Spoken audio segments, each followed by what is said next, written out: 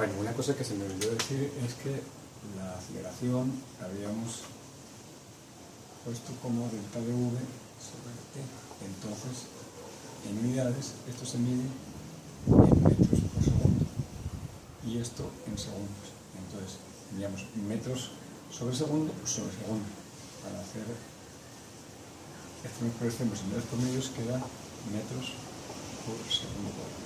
Es decir, la aceleración se mide en metros por segundo cuadrado en el sistema internacional. Bien, vamos a ver entonces ahora un tipo de movimiento rectilíneo muy importante, el más importante de todos, que es movimiento rectilíneo uniformemente acelerado.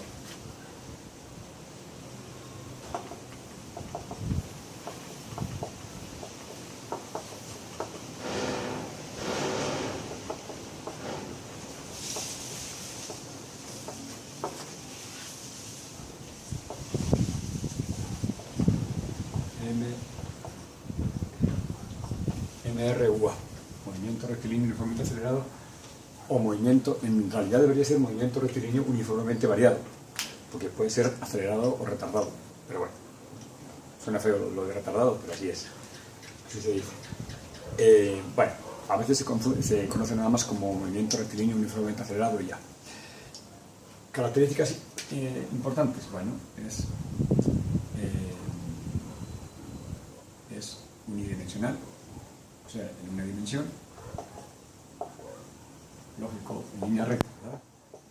O sea, en línea recta, por eso se llama rectilíneo. Movimiento rectilíneo es en línea recta. Y lo más importante de todo es que la aceleración es constante. Esa es la principal característica para que el movimiento sea rectilíneo uniformemente acelerado. Solamente es así si la aceleración es constante. Bueno, usaremos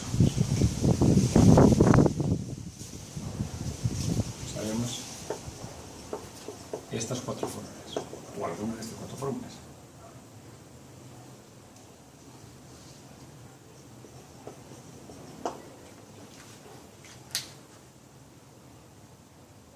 Voy a borrarlo para que me quepa.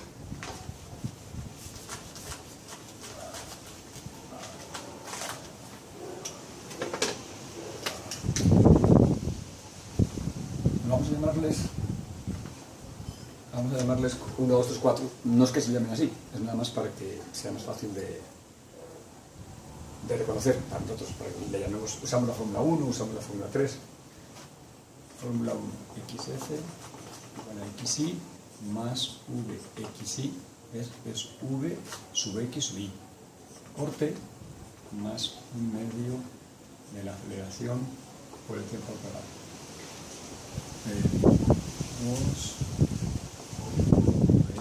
Igual a vxf igual a vxy más ax por t.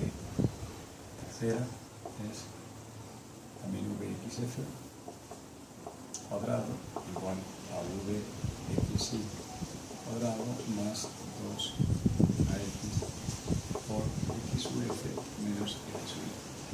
Y por último la cuarta, que sería xf igual a xy más un medio de xf más xy. No, confundí. Vxy más vxf. Esas las cuatro fórmulas.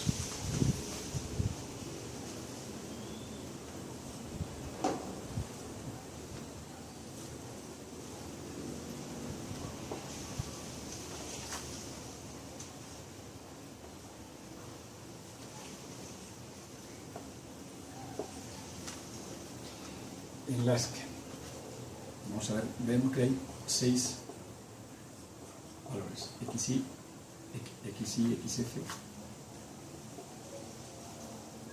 vxy, vxf, ax y t. Bueno, xi es la posición, ¿verdad? X, posición, bueno, puede ser y si el movimiento en vez de ser en el eje X es en el eje Y. Es posición inicial, es decir, en el momento en que empezamos a contar el tiempo. Esa es la posición inicial, se mide en metros, ya sabíamos. XF es la posición final, es decir, en el momento en que dejamos de contar el tiempo. Vxy es la velocidad, todos son componentes, en realidad es la componente X de la velocidad inicial, ¿verdad? En metros por segundo. Vxf es la velocidad final, es decir, es la componente, o sea, es la velocidad en X final, que es la componente X de la velocidad final. Todas estas son positivas o negativas. Y esta también, AX es la aceleración. La componente X de la aceleración. La única componente, si estamos en el movimiento rectilíneo, es la única componente que hay, pues es aceleración, que se mide, como acabamos de decir, en metros por segundo cuadrado. Y el tiempo, fijaros que es la única que no tenía X. Todas estas tienen algo de X. X. Esta es la única que no tiene X porque es el único que es escalar. El tiempo, que como sabéis se mide en segundos. Todas las demás pueden ser positivas o negativas. La T, como es escalar, solo puede ser positivo. Bueno, yo os doy las fórmulas. En los quizzes yo os doy las fórmulas, las 4 fórmulas. Pero no os digo qué es cada cosa, ni os puedo decir qué fórmula tenéis que usar. Y tampoco os digo en qué unidades se mide cada cosa. Entonces tenéis que aprenderos esto vosotros bien, cuál es el nombre de cada uno y las unidades. Las unidades es muy importante porque muchas veces te dan el problema. Un objeto se mueve con 15 kilómetros por hora. ¿Qué es eso? Al ver kilómetros por hora, o al pasarlo a unidades SI, metros por segundo, sabemos que nos están dando una velocidad. O un objeto recorre 12 metros, pero sabemos que eso es una distancia o una posición, lo que sea. Por las unidades nos podemos ubicar. O un objeto se mueve a razón de 2,3 metros por segundo cuadrado. Por las unidades sabemos que nos está dando aceleración. Además, sabemos que en las respuestas es importante indicar las unidades, no solamente la cantidad, sino también las unidades, si no está incompleta la respuesta. Pero sobre todo por lo primero, por el enunciado, que sepas identificar qué es lo que están dando. Bueno, entonces, para saber qué fórmula usar de estas 4, la clave es ver cuál. Si de estas 6 conocemos 4, si de estas 6 variables conocemos 4, podemos encontrar las otras 2 aplicando la fórmula adecuada. Por ejemplo, digamos que voy a poner en azul un caso que nos dan XY, nos dan VXY, nos dan VXF y nos dan el tiempo, por ejemplo. Nos dan esas 4. Y entonces podríamos calcular la XF y la X con la fórmula adecuada. ¿Cuál sería la fórmula adecuada para encontrar XF con esos 4 datos? Pues fijaros, aquí está XF, pero si uso esta fórmula no me va a servir, porque aquí tengo una incógnita que es la XF y la otra que es AX que tampoco me la dan. Entonces no puedo solucionarlo porque tengo 2 incógnitas. ¿Qué hago entonces? Lo que hago es buscar una de estas fórmulas en la que no esté la otra incógnita. Me explico. Si yo quiero encontrar XF y me dan estas 4, busco una ecuación en la que no esté AX.